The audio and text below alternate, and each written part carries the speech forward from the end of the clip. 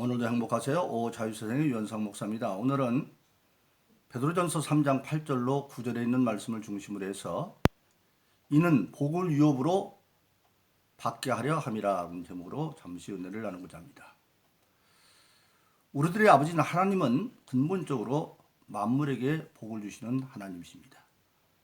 창세기 보면 하나님은 만물을 창조하시고 모든 만물에게 기본적으로 준 축복이 생육하고 번성하고 충만하라 하는 것이었습니다. 처음 만든 각 종들은 암수가 둘이었지만 각각 하나씩 암수로 해서 둘이었지만 그것이 생육하고 번성해서 충만할 때까지 이르라.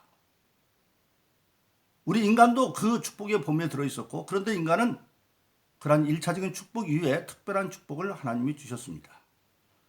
인간에게는 특별히 하나님이 아주 살기 좋은 삶에 거쳐 낙원인 에덴을 만들어 주셨습니다. 그 에덴은 아무것도 부족하지 없는, 결핍이 없는 풍요한 땅으로 먹을 것이 풍부하고 온갖 보석이 다 정금도 있고 베들레헴, 호마노 온갖 보석이 있고 그곳에서 강물 4개가 발원하여 세상의 모든 생명줄을 이루는 그런 아름다운 낙원인 에덴을 생활의 거처로 주었고, 그리고 하나님은 그것을 아담에게 너는 지키고 잘 다스리라 그렇게 말했습니다. 근데 우리가 여기서 알 것은 지키라고 했다는 얘기는 침노할 자가 있다는 것을 말하고 있는 거죠.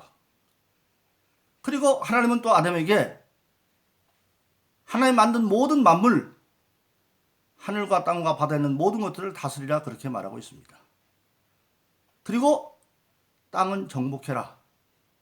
자, 에덴은 지키고 땅은 정복하라. 여기서 우리는 뭘 할 수가 있냐면 이 세상에 천지가 창조되기 이전에 이미 하나님을 대적하는 악한 세력이 있었다고 하는 사실을 알게 되어집니다.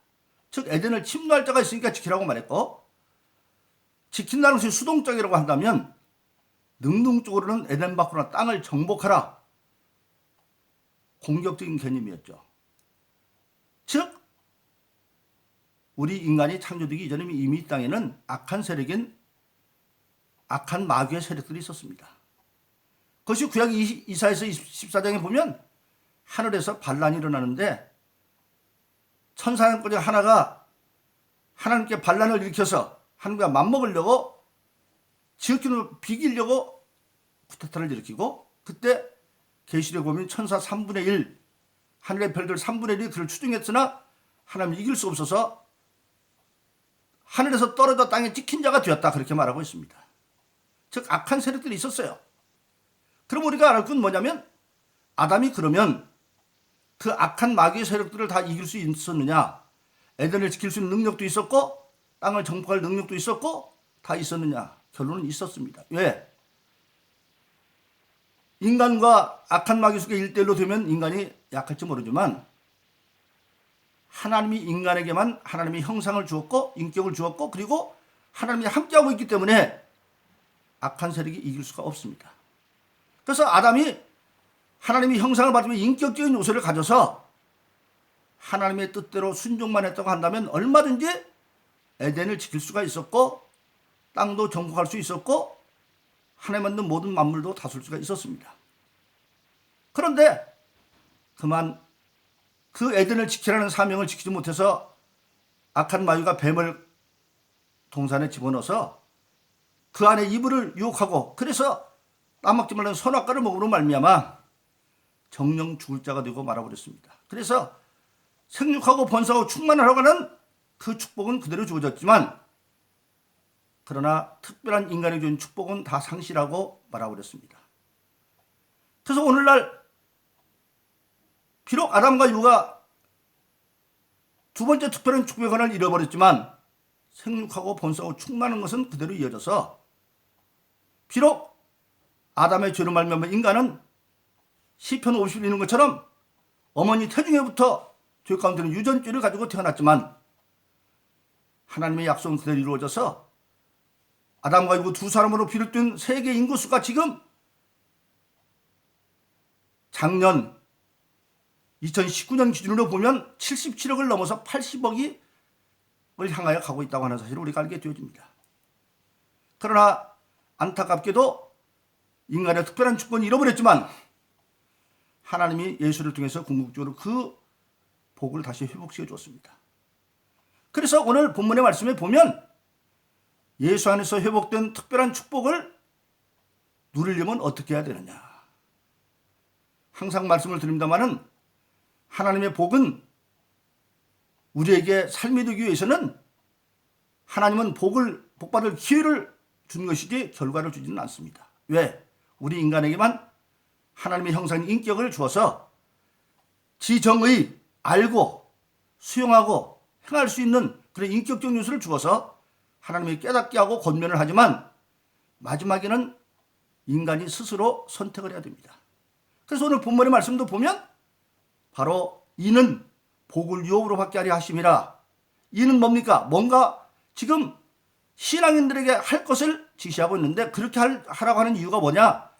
그렇게 함으로 말미암아 너희가 복을 유업으로 받게 하려 하는 것이다. 그렇게 말씀하고 있습니다. 그럼 오늘 본문의 말씀 베드로서 3장 8절로 9절에서는 예수를 통해서 다시 회복된 그러한 인간에게 대한 특별한 축복을 어떻게 이룰 수 있느냐? 첫째로 모든 신앙인들이 마음이 하나가 되어야 된다. 그렇게 말하고 있습니다. 신앙인 고린도서 1장 2절에 있는 것처럼 하나님의 교회 예수 안에서 거룩한 성도의 일꾼을 받는 자, 예수 믿고 성령을 받아 거듭난 신앙인들, 이게 신앙인들입니다. 이 신앙인들은 첫째 마음이 하나 되어야 된다. 그런데 여러분 지금 세계인가 77억이 넘었는데 가운데 기독교인이 얼마나 되겠어요? 최고로 기독교 수가 많았을 때가 4분의 1이었죠. 그렇게 많은 그래도 수억이 넘는 수십억이 되는 그런 기독교인들이 있는데 어떻게 그들이 마음이 하나 될 수가 있어요? 각각 개성이 다르고 생각이 다를 텐데. 그런데 믿는 신앙인들이 하나 되기 위해서는 뭐냐? 하나님의 뜻으로 돌아오면 하나가 되어줄 수 있습니다. 그래서 교회가 하나 되기 위해서는 자기 뜻대로 하면 하나가 안 되죠. 그래서 우리 모든 신앙인들은 근본적으로 예수님께서 주기문에서 가르쳐 주는 것처럼 하늘에 계신 아버지의 이름이 거룩힘을 받으시오며 나라의 마음의 뜻이 하늘에서 이룬 것 같이 땅에서도 이루어지이다. 즉 하나님의 뜻과 내 뜻이 서로 다를 때는 내 뜻을 그리고 하나님 뜻이 되어지면 하나님 뜻은 하나이기 때문에 아무리 성도가 많아도 결론은 하나님 안에서 하나가 될 수 있다고 하는 사실입니다. 그럼 그 하나님 뜻을 어떻게 하느냐? 그것을 위해서 하나님은 우리에게 성령을 선물로 주셨습니다. 그래서 고린도전서 2장에 보면 하나님의 성령은 모든 것을 통달한다. 성령은 하나님의 영이기 때문에 하나님의 속사정도 안다. 그래서 저와 여러분들은 성령 받은 자로 늘 하나님의 말씀을 묵상하고 기도하면 하나님이 나에게 원하는 뜻이 무엇인지 알게 되어지고 그 하나님의 뜻은 하나이기 때문에 아무리 성도가 많아도 자기 생각을 버리고 하나님께 돌아오면 교회가 하나 될 수가 있는 사실입니다. 그래서 구체적으로 어떻게 하나 되어야 되느냐?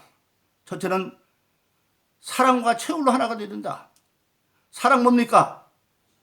예수님이 가졌던 그 사랑을 가지고 우리가 체울이라는 건 뭐냐면 동정, 즉 슬픔도 같이 슬퍼하고 기쁨도 같이 기뻐하는 그러한 신앙의 삶이 살아야 된다. 즉 신앙인은 같이 기뻐하고 같이 슬퍼할 수 있는 그런 감정을 가지고 예수의 사랑을 이루어가야 된다. 그렇게 말하고 있습니다. 한마디로 말하면 로마서 12장 15절에 보면 그렇게 말하고 있습니다. 즐거워하는 자들과 함께 즐거워하고 우는 자들과 함께 울어라. 신앙인들은 같은 신앙의 즐거움은 같이 즐거워하고 슬픔은 같이 울 수 있는 그러한 예수 안의 사랑으로 체휼하고 즉 체휼은 동정하는 겁니다. 두 번째는 겸손해라 그렇게 말하고 있습니다. 교회에 가서 기본적인 자세가 겸손입니다. 겸손이라고 하는 것은 현재 자기가 주어지는 위치보다도 자기를 낮추는 게 겸손입니다. 그럼 어떤 것이 겸손의 모델이냐?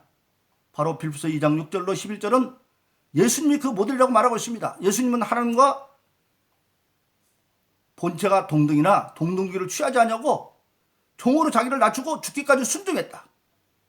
그런 말미암아 하나님이 그를 살리셔서 하늘과 땅에는 모든 것들을 주님 앞에 무릎을 꿇게 하고 그를 주라 시인하게 만들었다. 그렇게 말씀하고 있는 것입니다.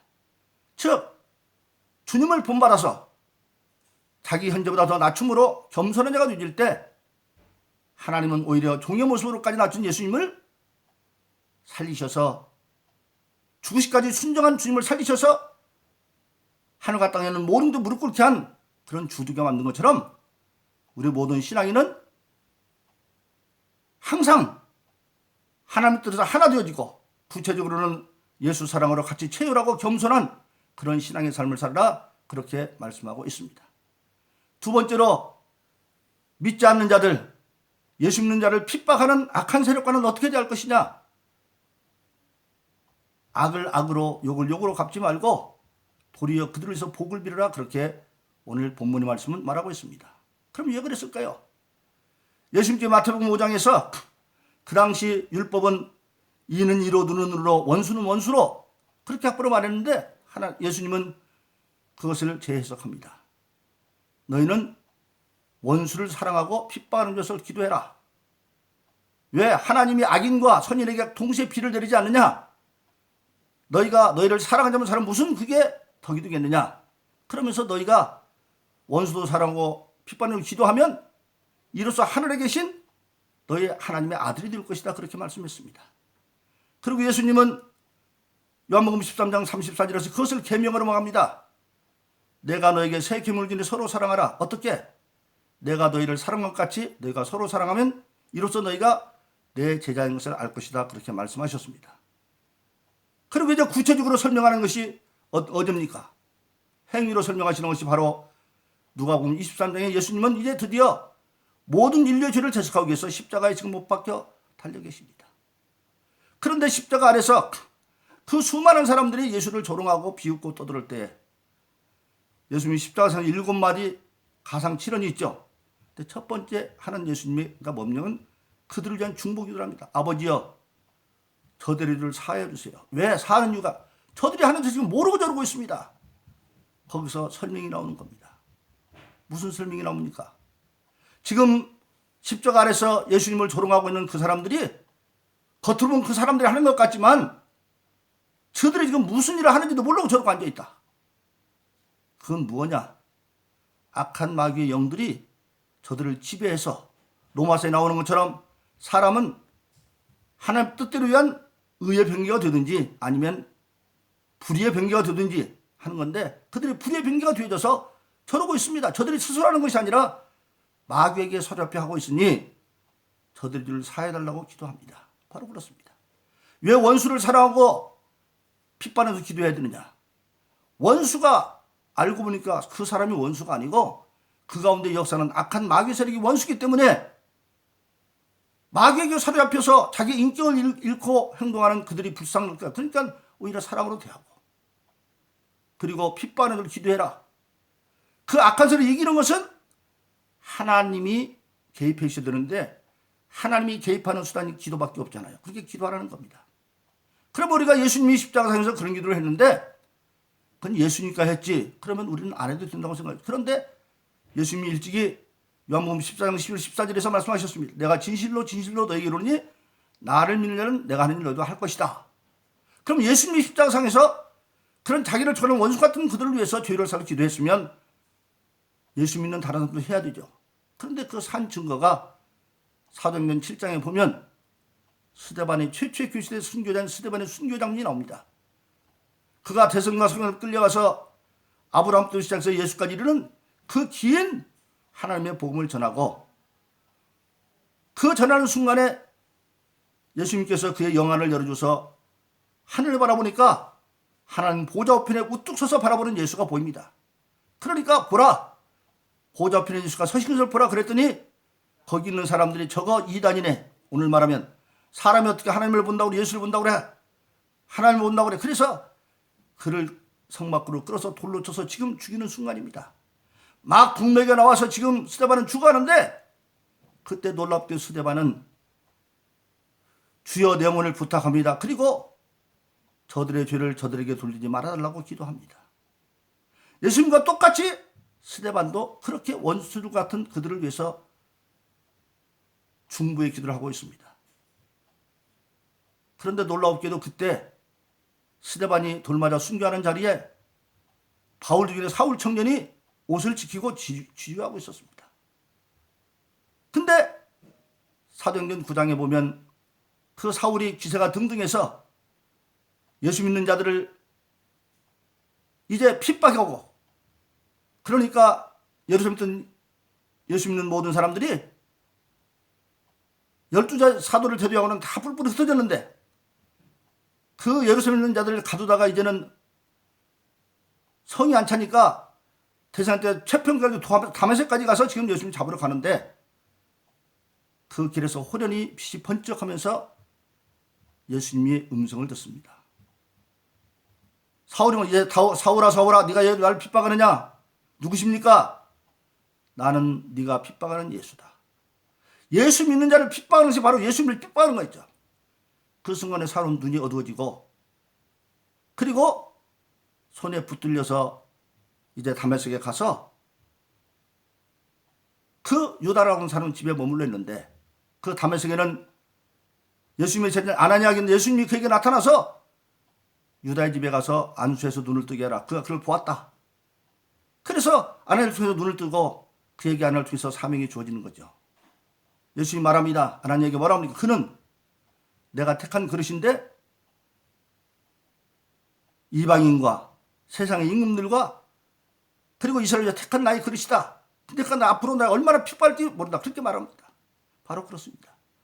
스데반의 기도가 이루어진 자리가 사울이 바울 되는 자리입니다. 바로 그렇습니다. 그래서 우리 모든 신앙인들은 아직 육신이 있는 동안에는 아무리 우리를 욕하고 핍박하는 그런 신앙을 대적하는 세계를 할지라도 아직 구원받을 기회가 있어요.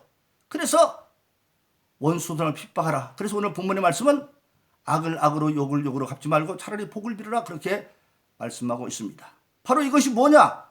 그렇게 하는 것이 믿는 자들끼리는 하나님의 뜻에서 하나가 되어져서 서로 최애하고 귀해서 기쁨도 즐거움도 같이 나누고, 그리고 항상 자기를 낮춰서 예수님이 종의 모습까지 낮추어서 죽기까지 순종한 것처럼 겸손해지고, 믿지 않는 세상의 핍박자들에도 악을 악으로 갚지 말고 욕을 욕으로 갚지 말고 복을 빌어라. 그러면 그렇게 하는 까닭은 너희를 복의 유업을 받게 하려 함이라. 그렇게 말씀하고 있습니다. 그래서 저와 여러분들은 오늘 본문의 말씀 마음에 새겨서 우리는 성령 말았기 때문에 하나님이 원하는 뜻을 압니다.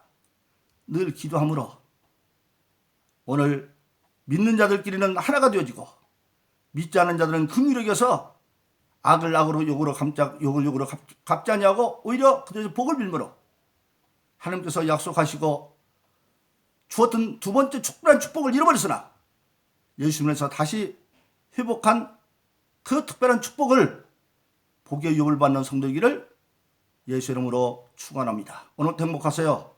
자유세상의 유현상 목사였습니다. 감사합니다.